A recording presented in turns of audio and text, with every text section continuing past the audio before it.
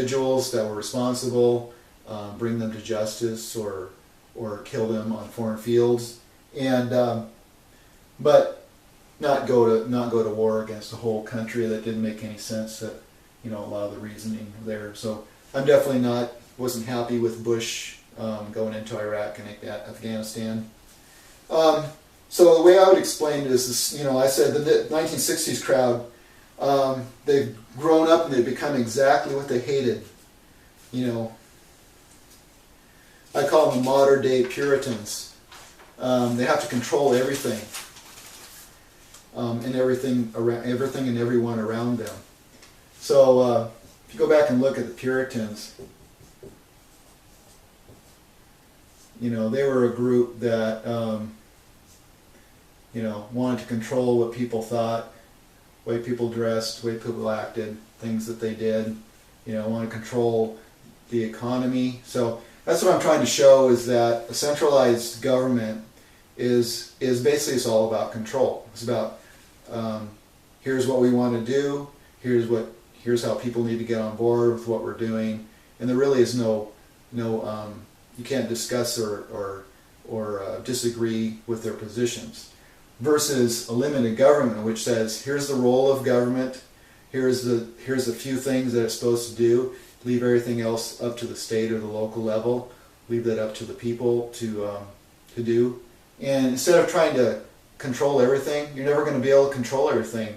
And the systems are so complex and the knowledge is so lacking that centralized governments, in the long run, they never work out. You know, when Russia came in with communism, there were a lot of Americans, you know, not a lot, but there were some Americans that were really thrilled by it, and they were like really impressed with it. They would go over to Russia and say, oh yeah, it's working out really good, and we're really impressed with their industrial strides they've made, you know, and you know, farming seems to be working. And a lot of times people go over and visit places, and they, you know, a good example is Dennis Rodman going to Korea, you know, and they probably show them all the good places, right? And they're really impressed with how things are going. But eventually these systems, all these centralized systems, they always implode. And it just takes a long time, you know. Sometimes you think it's gonna go belly up really quickly, but it doesn't happen a lot of times. And it took the Soviet Union like 70 years, you know, a couple of generations before all the inherent weaknesses of a centralized government come to light. You know, people can't plan well enough to keep an economy going. They make bad investments. They can't get products and services to the right people in the right amount, you know, the right price.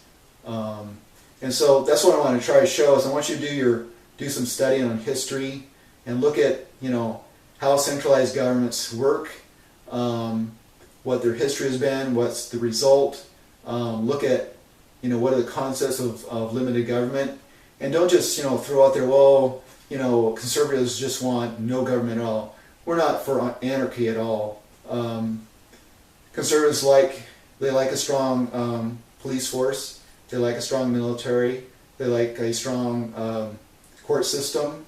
They want the rule of law. They want people to have as much freedom as possible while still being able to have the functions of government working for them. So do your studying, and as always, be positive and keep the debate going. Thank you.